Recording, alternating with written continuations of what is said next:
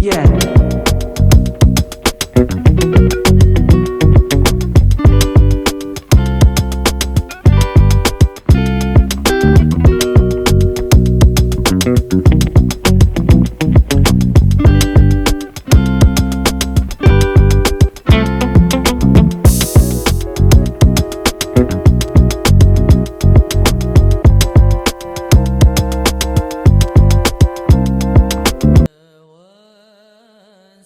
Kiai Haji Maksum Jauhari atau yang biasa dipanggil dengan Gus Maksum adalah putra dari pasangan Kiai Haji Abdullah Jauhari dengan Nyai Aisyah. Beliau lahir di Kanigoro, Kras, Kediri, pada tanggal 8 Agustus tahun 1944. Selain itu, Gus Maksum juga merupakan salah seorang cucu pendiri PP Lirboyo Kiai Haji Manaf Abdul Karim. Sebagai seorang kiai, Gus Maksum berperilaku nyeleneh menurut adat kebiasaan orang pesantren. Penampilannya nyentrik. Dia berambut gondrong, jenggot dan kumis lebat, kain sarungnya hampir mendekati lutut, selalu memakai bakiak. Lalu, seperti kebiasaan orang-orang jaduk di pesantren, Gus Maksum tidak pernah makan nasi alias ngerowot. Uniknya lagi, dia suka memelihara binatang yang tidak umum. Hingga masa tuanya Gus Maksum memelihara beberapa jenis binatang seperti berbagai jenis ular dan unggas, buaya, kera, orangutan dan sejenisnya. Kiai Haji Maksum Jauhari wafat di Kanigoro pada tanggal 21 Desember tahun 2003 dan dimakamkan di pemakaman keluarga PP Lirboyo dengan meninggalkan semangat dan keberanian yang luar biasa. Semasa kecil Kiai Haji Maksum Jauhari belajar kepada orang tuanya Kiai Haji Abdullah Jauhari di Kanigoro. Kemudian melanjutkan pendidikan formalnya di SD Kanigoro, 1957. Setelah lulus, beliau melanjutkan ke Madrasah Sanawiyah Lirboyo, namun tidak sampai tamat. Selebihnya, beliau lebih senang mengembara ke berbagai daerah untuk berguru ilmu silat, tenaga dalam, guru-guru beliau Kiai Haji Jamaluddin Batokan, Kediri, Kiai Haji Jufri, Bajipang, Kediri, Kiai Muhammad Batokan, Kediri, Ahmad Fatoni, pendekar dari Rengas Dengklok, Karawang, Jawa Barat, ahli ilmu pencak aliran Cikaret dan Cikalong Kiai Haji Kasidak, Kediri, Blitar, Haji Munawar, Jabang, Kediri Haji Muhajir, Mondo, Kediri Haji Zaenal, Kediri Kiai Haji Mansur, Kalipucung, Blitar Kiai Haji Ahmad, Kemuning, Kediri Kiai Haji Ibrahim, Banjar Melati, Kediri Habib Jufri, Merican, Kediri Habib Baharun, Merican, Kediri Kiai Haji Mahrus Ali, Lirboyo, Kediri, Kiai Haji Yakub, Lirboyo, Kediri, Kiai Haji Ilyas, Buntet, Cirebon, Kiai Busro, Buntet, Cirebon. Banyak yang menjadi santri Kiai Haji Maksum Jauhari, di antara yang masyhur antara lain, Kiai Haji Suharbilah, penasihat PSNU Pagar Nusa. Pada awalnya, para ulama pendekar merasa gelisah karena belum ada wadah untuk mengumpulkannya.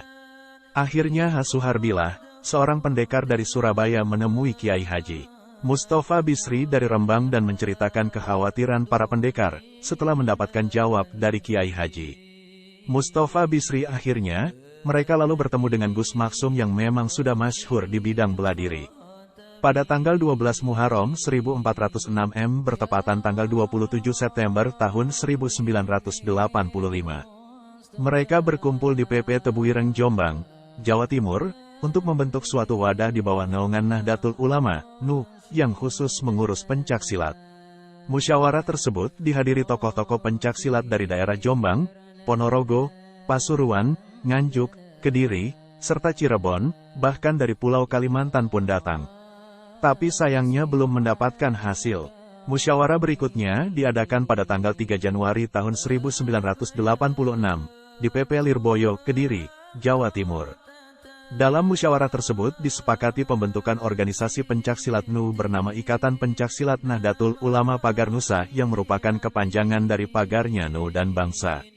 Setelah resmi dibentuk, para musyawirin pun menunjuk Gus Maksum sebagai ketua umumnya.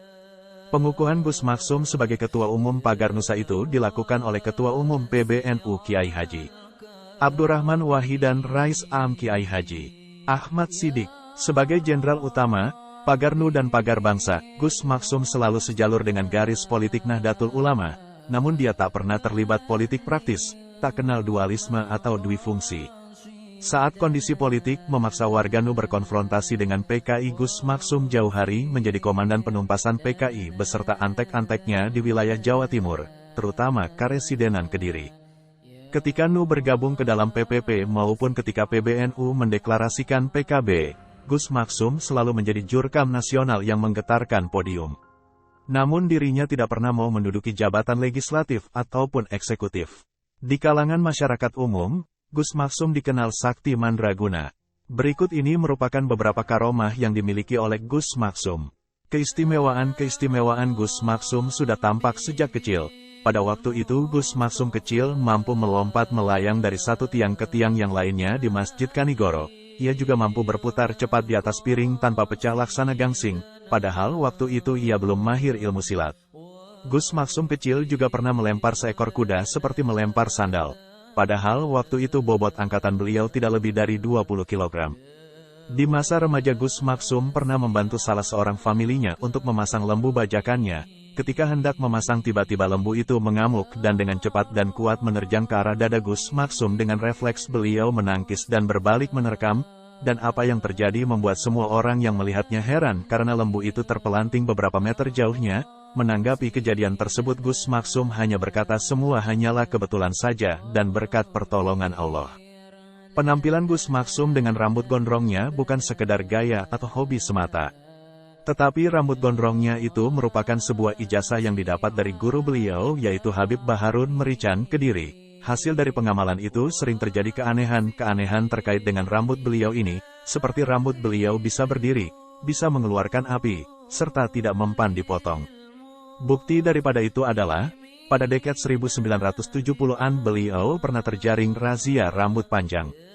Namun terjadi keanehan, setiap kali aparat menggunting rambutnya, rambut itu tidak terpotong, bahkan setiap gunting yang tajam beradu dengan rambut beliau selalu mengeluarkan percikan api. Kejadian ini pernah dimuat di harian Republika. Berbicara tentang Gus Maksum, orang awam biasanya akan langsung berasosiasi tentang jin. Tapi apakah benar Gus Maksum memelihara jin seperti banyak diperbincangkan orang? Anggapan ini tidaklah benar. Yang benar Gus Maksum tidak pernah memelihara jin. Tapi kalau beliau sering menaklukkan jin yang mengganggu itu memang benar. Gus Maksum pernah menaklukkan patihnya jin namanya Jin Dempul. Ketika Gus Maksum menolong orang yang kesurupan, orang tersebut berhasil disembuhkan Gus Maksum setelah jin di dalam tubuh orang itu berhasil ditaklukkan. Salah satu kisah yang menunjukkan keberanian Gus Maksum adalah ketika beliau harus bentrok dengan orang-orang PKI di alun-alun.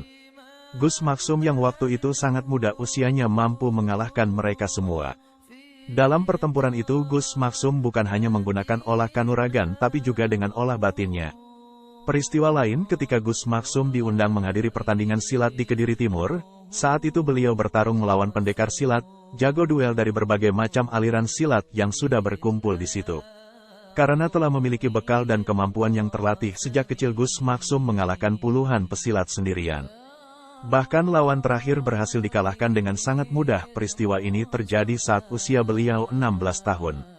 Dan itulah peristiwa paling dramatik membuat para pendekar lainnya harus mengakui kemampuan Gus Maksum di dunia persilatan.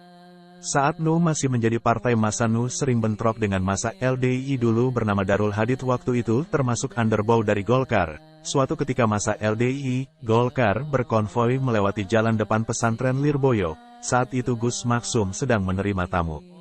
Ketika arak-arakan itu sampai depan dalam Gus Maksum, beliau langsung keluar karena mendengar bising suara knalpot dan klakson kendaraan yang memekakan telinga. Melihat gelagat yang kurang baik ini, secara refleks Gus Maksum mengacungkan jari telunjuknya ke arah mereka. Keajaiban pun terjadi dengan serta-merta, seluruh ban kendaraan yang mereka tumpangi bocor secara serentak. Karena bannya bocor, rombongan konvoi itu tidak bisa melanjutkan arak-arakan. Akhirnya terpaksa mereka pulang dengan mendorong kendaraannya masing-masing. Hal ini terbukti saat beliau melawan orang-orang PKI dahulu. Setiap bacokan dan tebasan senjata tidak pernah bisa mengenai tubuh beliau. Bahkan senjata lawan selalu berhenti jarak 1 kilan dari tubuhnya. Kalaupun ada yang sampai mengenai tubuh beliau, senjata-senjata tak ada satupun yang melukai beliau. Keistimewaan ini juga terbukti ketika beliau diundang pengajian di daerah Sragen, Jawa Tengah pada tahun 1999. Waktu itu tanpa ada sebab yang jelas tiba-tiba ada orang yang menikamnya. Untungnya Gus Maksum tidak terluka sedikitpun, hanya pakaian yang dipakai robek kena tikaman. Lalu pakaian itu pun beliau simpan karena pemberian dari salah seorang sahabatnya. Kalau bicara santet, banyak sekali pengalaman yang beliau dapatkan. Hampir semua aliran ilmu santet dikenalnya, dan sudah tidak terhitung banyaknya dukun santet yang pernah dihadapi. Sejak kecil Gus Maksum sudah terbiasa menghadapi berbagai macam-macam aliran ilmu santet. Beliau juga tidak segan-segan untuk menantang para dukun santet secara terang-terangan.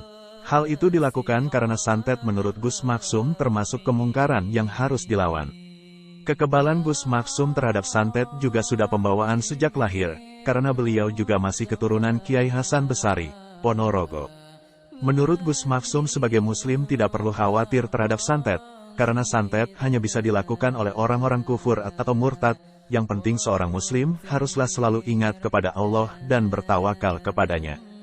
Di antara pengalaman Gus Maksum mengenai santet diantaranya dialaminya ketika menginap di Desa Wilayu, Genteng, Banyuwangi, sekitar jam setengah 2 malam. Saat beliau hendak istirahat, tiba-tiba dari arah kegelapan muncul bola api sebesar telur terbang menuju ke arah pahanya. Dengan santai Gus Maksum membiarkan bola api itu mendekatinya. Ketika bola api itu sampai ke paha, beliau berkata, "Banyoltah, mau bercanda ya?" Seketika itu juga bola api itu melesat pergi di tengah kegelapan malam.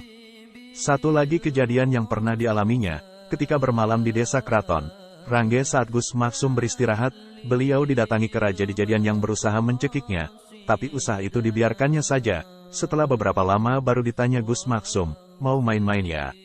Langsung saja kera itu lari menghindar dari Gus Maksum. Gus Maksum pernah kedatangan tamu dari Semarang yang mengeluhkan kelakuan putranya yang suka mabuk-mabukan dan sering pergi ke lokalisasi. Bahkan putranya sering mengancam akan membunuh orang tuanya. Karena sudah tak tahan melihat kelakuan putranya itu, ia pergi ke rumah Gus Maksum di Kediri, dengan harapan mendapat obat untuk mengobati perilaku anaknya. Tapi yang diharapkan tidak dipenuhi Gus Maksum. Beliau hanya membuatkan sepucuk surat untuk dibawa pulang agar dibacakan kepada anaknya. Walaupun orang tua itu bingung karena obat yang diharapkannya tidak diberi, ia tetap melakukan apa yang diperintahkan Gus Maksum dengan menyampaikan surat itu kepada anaknya, dan begitulah setelah surat itu dibacakan kepada anaknya, dalam waktu singkat kelakuan anaknya yang sebelumnya tidak bisa dikendalikan perlahan berubah. Singkatnya kelakuan anak itu tidak lagi nakal seperti dulu. Ada suatu kisah menceritakan, jika Kiai Haji Maksum jauh hari melewati hutan, semua hewan buas di hutan akan takluk dan patuh kepada beliau, seperti harimau, ular besar hingga serigala langsung menundukkan kepalanya. Peristiwa tersebut sudah banyak dan biasa disaksikan sahabat-sahabatnya. Dahulu ketika Gus Maksum jauh hari tiba-tiba datang ke rumah Kiai Mukrim Ponpes Al-Bukhari Ponorogo yang kala itu masih santri di Lirboyo. Gus Maksum berujar, "Kang, coba deloken gegerku," sambil beliau memegang punggungnya. Pak Mukrim menyahut, "Wonten nopo, Gus, kok rasukan jenengan suwe ngaten?" Gus berkata, "Maksum, ojo didelok lambiku, Kang, tapi deloken kulitku suwe, po ora." "Boten, Gus," sahut Pak Mukrim. Gus Maksum berkata, "Aku mau diundang pengajian nek Bojonegoro, Kang, lako pas aku nek panggung ujuk-ujuk aku dibabat boh nganggo golok, opo nganggo keris kau emburi tukang." Pak Mukrim menimpali, "Alhamdulillah tasih diparingi selamat saking Gusti Allah ge, Gus." Gus Maksum, "Iyo, Kang, nak Gusti Allah ra paring selamat boh dadine, Kang, mungkin ra ketemu koe Kang." "Iya Kang, kalau seandainya Gusti Allah tidak menolongku, gak tahu apa yang terjadi Kang, mungkin gak ketemu dirimu lagi, hehe," sambil beliau ketawa kecil. "La anjur pripun Gus piancun engkang babat jenengan, la terus imana nasib orang yang menghujami pedang Anda?" tanya Pak Mukrim ingin tahu. Gus Maksum menjawab, "Embu urip bo ora Kang, sakwus aku dibabat sikilku reflek nendang mungkur, tak delok deke ndelosor ceglok ko panggung melebu kalenan, gak tahu hidup atau mati Kang. Setelah dia menghujami aku, kakiku reflek menendang ke belakang dan aku lihat dia terjatuh dari panggung dan masuk parit. Kapan-kapan nak de ejik urung trimogen goleki merene, Kang, hehe.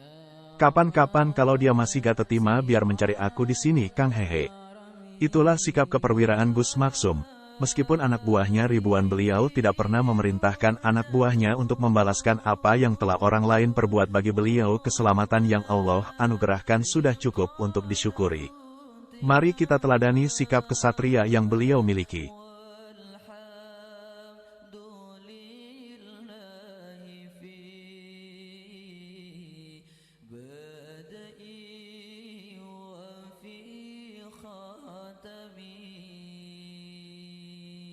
يا ربي بالمصطفى